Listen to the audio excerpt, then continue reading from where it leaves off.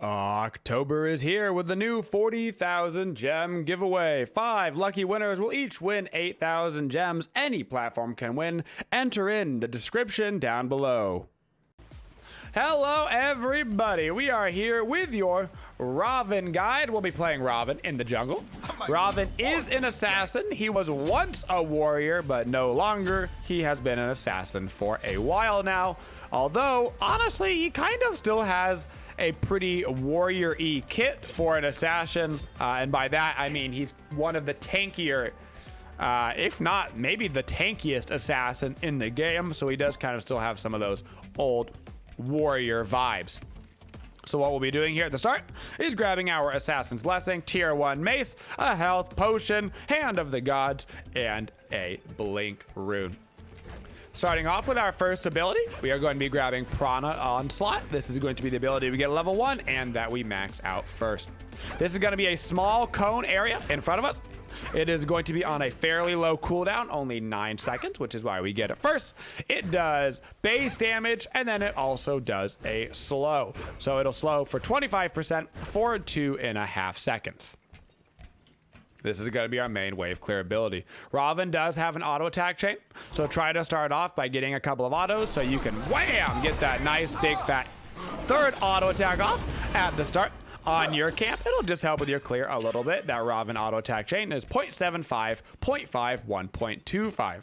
That means that you attack faster at the start, and then at the very end, you do one big wind-up attack. So if you watch my autos, 1, 2, and then wham, it's a big fat finishing auto. At level 2, we are going to grab our 3. This is going to be the ability that we max third. This is going to be a medium-ranged line ability that will go through minions, and it'll stop on an enemy god hit. To the minions, it's just gonna slap them around with some damage, and if you hit yourself an enemy god, it is going to root them. This ability also has some sustain on it. It is also a small heal. That small heal can proc up to 4 sources, that being 3 total minions. So it can heal off the 3 minions, plus it can heal off of 1 god. So theoretically, at max heal, that would be hitting 3 minions with this ability and then a god at the end of it. So you could do basically like that, and it would give you the heal for the minions plus the heal for the god at the end. And that heal is 10 through 70. So at the start of the game, not such a big heal. Towards the end of the game, not bad in terms of the sustain. At level 3, I am grabbing my 1 again for my clear on the jungle camps and the lane.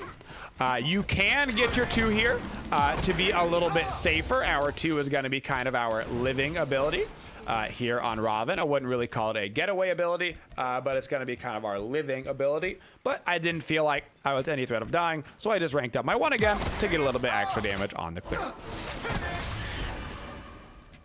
But we will be getting our 2 soon, so let's talk about it. Our 2 is one of the most important abilities, if not the most important ability, on Ravana to use correctly. That is going to be overhead kick. I set my overhead kick to instant casting. So I use normally quick casting, as you can see all my other abilities are set to. I would recommend setting your overhead kick to be instant cast. That is because you want this ability to go off as fast as humanly possible, because what it is it's basically Chang'e 2 as well. So for those of you that are used to playing Chang'e, where she can dodge and become immune, same thing with Ravana. With the second you click this ability, you're going to go into a completely immune animation. No damage, no CC, no nothing. Now, if you're already CC'd, it's too late to click this. It doesn't get you out of any CC, but it will prevent you from getting hit by it in the first place. So Ymir throwing down his freeze, you click your 2, you don't get frozen. Ymir freezes you, you try to click your 2, you do not get unfrozen. This ability also does a little bit of damage. So not only can you use it to dodge, you can also use it to get a little bit of damage off as well. It can be a decent finishing ability. You gain a little bit of bonus movement speed while you were in this as well. So the reason why it can be a decent finishing blow is because if somebody's just outside of your range and you're not going to be able to finish them, you can quickly click your button. You'll get that bonus movement speed, and it might get you in range of your 1 or your 3. Most of the time, you're going to use the defensive, but it does give that movement, so you sometimes can use the offensive to get in range. Then we have our ultimate. Our ultimate is a very long-range jump. You can get over every wall in the game, no worries. You are CC immune the second you start channeling this ability. He actually just warded on top of me, so he knows that I'm here. You are going to do damage at the target location that you land at. Everybody inside that target location gonna take a bunch of damage. They are going to take increased damage after you land on top of them. So everybody that you land on will also take increased damage, and you gain damage mitigation. So it's a giant leap. You do extra damage on top of the damage that you already do with it. You take less damage, and you become kind of this big, beefy boy. So I land right on top of Guan. Now he is going to take extra damage from the rest of my abilities, and I'm going to use my overhand kick to kick him in the head while simultaneously kind of backing out at the same time.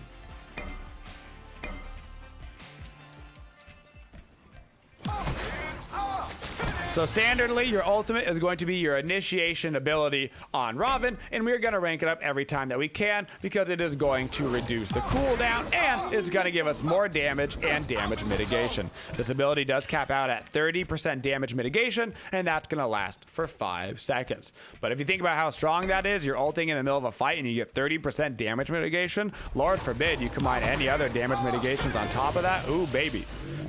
Which also means that Ravana has a very unique capability to both go like full assassin dive, because he's already got a little bit of tankiness built in, and also the ability to go hybrid if he desires.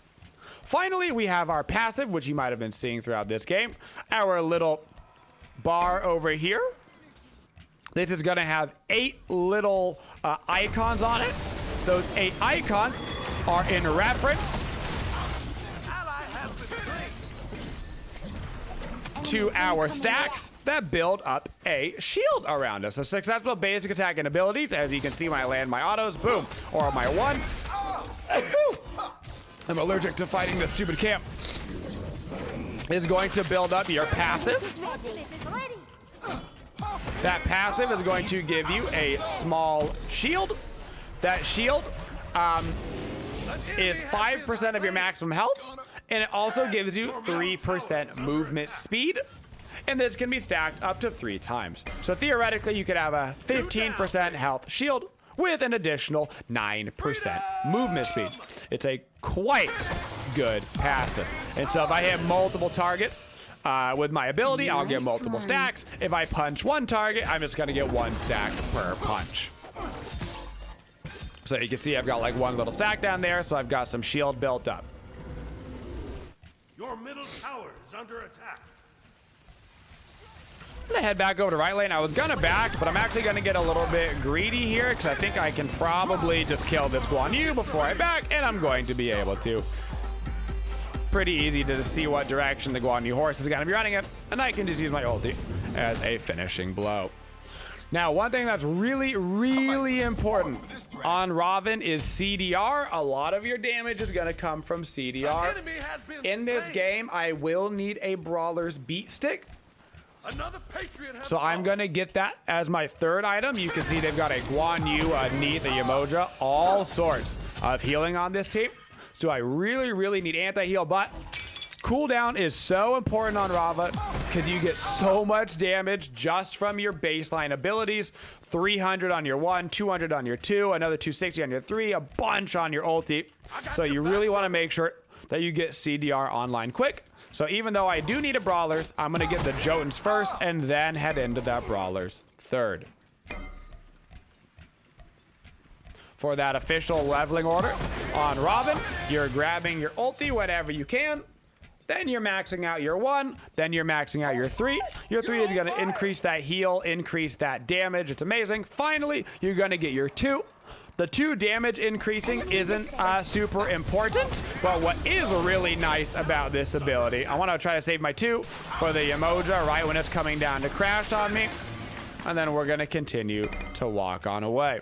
The nice thing about the 2 is that it reduces the cooldown, so you'll get your overhand kick up more often. Just to have a little bit of an explanation once again of that overhand kick. If a Nox throws down a silence right at my feet, right, I am not gonna be able to dodge that. If she throws down a silence right at my feet, I'm gonna be immediately silenced. I cannot use my 2. If Poseidon tries to Kraken right on top of me, I can pop my 2 and avoid all of the Kraken damage and avoiding the knockup. You want to use it before the ability hits you. Now, if I'm in my 2, while Nox 2s, I can probably use the additional movement speed that I get to move out of the range of the ability. But I will not be able to use it while I'm in the middle of a CC. Now that goes for hard CCs. So that's like a stun, a knockup, the silence that prevents me from using abilities, any of that stuff. If it's something like, you know, a disarm, that's not really relevant to you being able to use it. That's not a relevant CC. So we're just walking around farming right now. Me and Suki are pretty even to level 11. Ravana is a very good ganking jungle. So I don't mind you putting a little bit more pressure on the ganks. When you're playing him, he has a lot of CC in his kit. You've got the slow on your 1, which is a very low cooldown. You've got the root on your 3. Plus you have the ability to travel with people super easily because you've got the bonus movement speed on your 2, which is also the immunity. You've got a blink, always because you're in the jungle. You've got your ulti, which is a great leap. You've really got the ability to chase people down, particularly if, of course, they don't have a getaway skill. I'm going to try to go aggressive on the Suki here in mid lane. See if I can't get in range of him. This is a bit greedy, but he's just gonna keep running all the way away. I don't even think he actually knew that I was there. I think he literally just coincidentally was running back to his speed buff. I'm gonna head over once again towards this red. Suki went towards his speed. So I think I'm just gonna be able to go secure this. Yamoja ulti is down. I'm gonna root Yamoja, follow up with a couple of autos.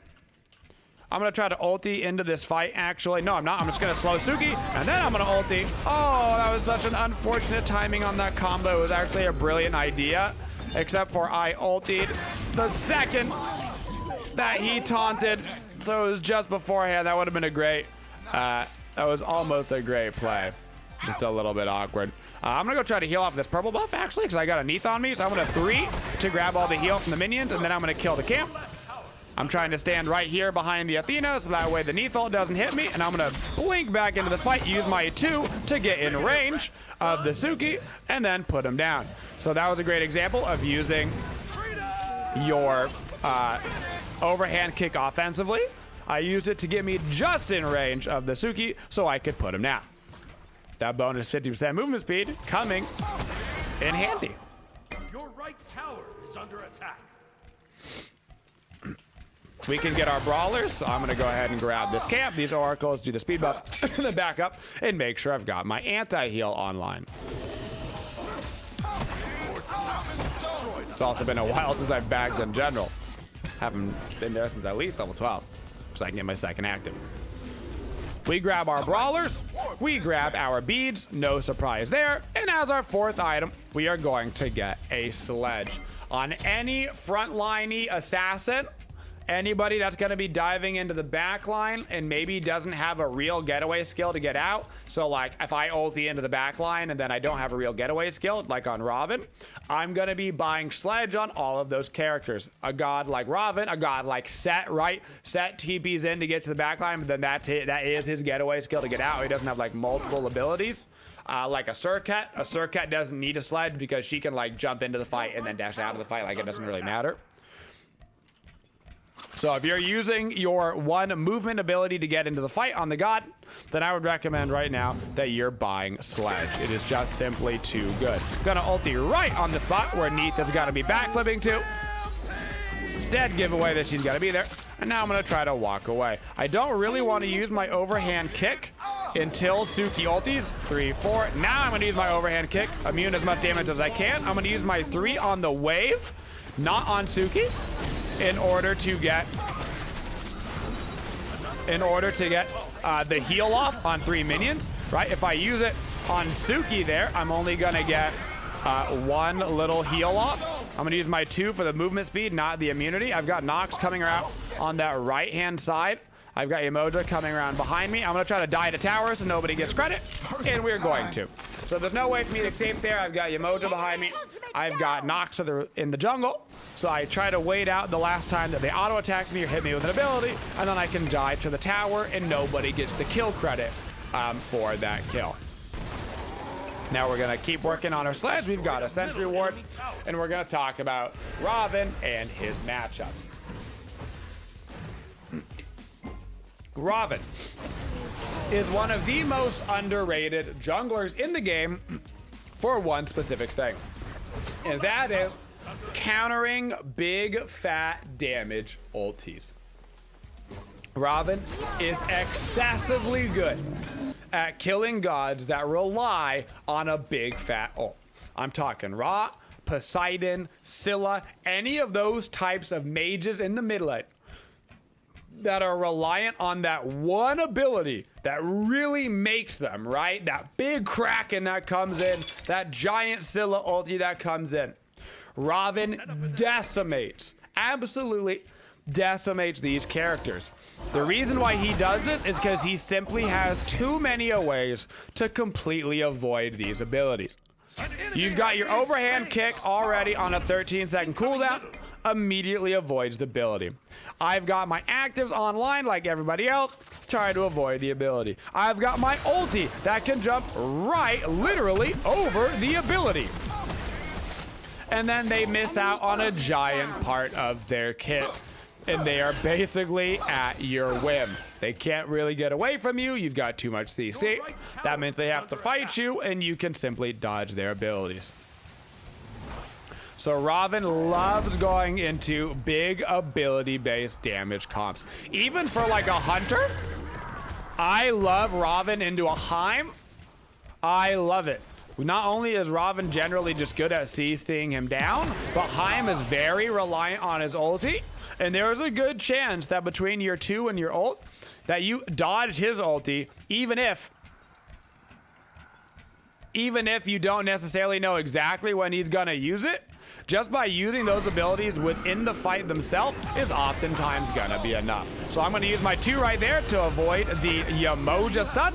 Then I'm gonna use my ulti to follow up on the positioning of the Nox, and then use the rest of my abilities to put him down. So I gotta be a little bit careful here with the Suki. We know the Umoja ult's coming. She's been doing that all game. So we're gonna back right out of that Umoja ult. I'm trying to look towards Neith. I think that Neith might be a respectable target. Their purple comes up. I'm actually just gonna come in, grab this camp. For gods that are good against Ravana tends to have a harder time against sustained damage. So while he's extremely good at dodging one ability, right? Neithel, another great example actually. Oh no, there's a Neithel on me. What am I gonna dodge the ability completely, right? Nobody wants that. What Ravana has a little bit of a harder time against is just generic sustained damage. Nothing that is super reliant on landing that one big crucial ability. Because then when you dodge a random auto attack, or if you dodge a really low cooldown ability, it's kind of like, well, who cares, right? It's gonna be up right again in a second. So generically, hunters are usually decent against Ravana because most of the time they're going to be relying on autos. There is a few notable exceptions, like big ability-based hunters, like Neith in this particular instance. Other assassins can tend to do well against Ravana as well. And Ravana also tends to do pretty good against predictable CCs. So if you have like an unpredictable CC, something that is going to not have a lot of build up, right? Like an example of a predictable CC is an Athena taunt. Athena taunt is basically useless against Ravana. Unless you're really playing the bait game hard, because you're gonna dash into Ravana historically, and then you go taunt, right? Like, what's the Athena combo? Dash taunt, dash taunt. There's not too much flair to it. It's effective against most gods, but there's not too much flair to it. So if Ravana sees you dash, and then presumably you're gonna taunt, you can just easily avoid it with the 2, or even counter him with an ulti. But something that's a little bit more quick, a little bit more unpredictable, say a Kumbhakarna ultimate, or in general, somebody like Kumbhakarna that can force you to use your 2 by rooting you first, and then you just kind of 2 out of a root, but then you've still got a mez up, you've still got an ulti up, right? You can follow up with more stuff, or literally just Kumba ulti that kind of hits you out of nowhere. A lot less predictable. And so it's easier for you to kind of play the avoid game. So Nox has hopped yourself into Guan right now. I'm gonna wait. Ooh, I actually gotta get out of this. That was some really good Suki damage over the wall. So I actually gotta be a little bit careful.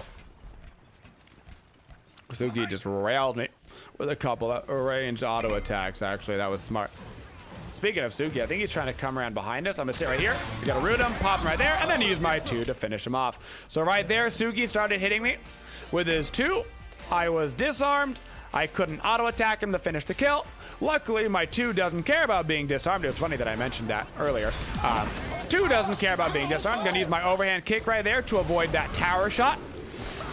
So I took 1 tower shot when I went in, but then I didn't need to take a second one, so I just overhand kicked it on the way out.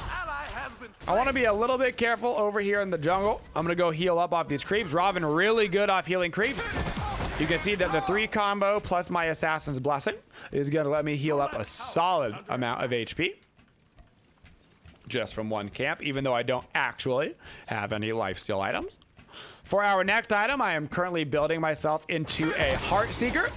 This should make pretty much sense to everybody. You are based around your ability damage. I've got a lot of flat penetration right now. So what I'm going to do is I'm going to get a bunch of damage more on my abilities. Actually, I gotta be a little bit careful. I just want to ulti over this wall. And then I should be able to get out of this one.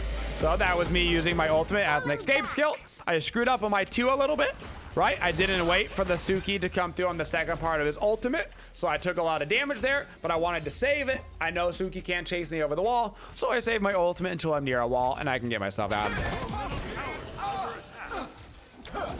So Heartseeker gives us a little bit of percent pen. Not super important for me to get the percent pen. It's not. I'm more concerned about diving the Nox, the Neath, the Suki, those kind of gods.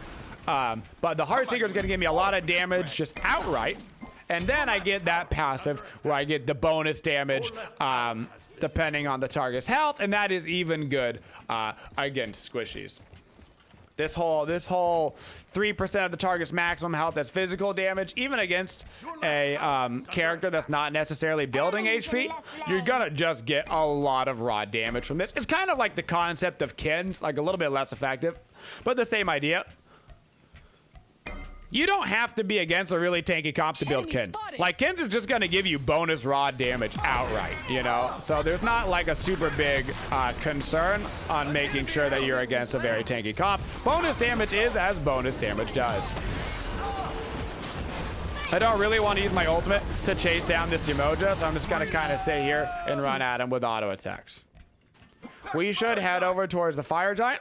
We have got 2 people dead right now, all 5 of us up, and we should go do the actual Fire Giant. Especially if we see that Suki right there back on the map. We did. We should absolutely go try to burn this big fire. When you're fighting on Ravana, you do want to try to weave in some auto attacks. Because he has a very unique auto attack chain, it actually makes it, in my opinion, a little bit easier to proper auto on Ravana. You're looking to get 2 autos, preferably between your abilities. 2 auto attacks. So you've got those really quick autos, 0.75, 0.5. So in a perfect world, what you're going to do is you're going to go auto, auto, ability, auto, auto, ability, auto, auto, ability. This is going to get you some real quick, nice bonus damage in between. Auto, auto, ability, auto, auto, ability. That is your preferred maximum damage output.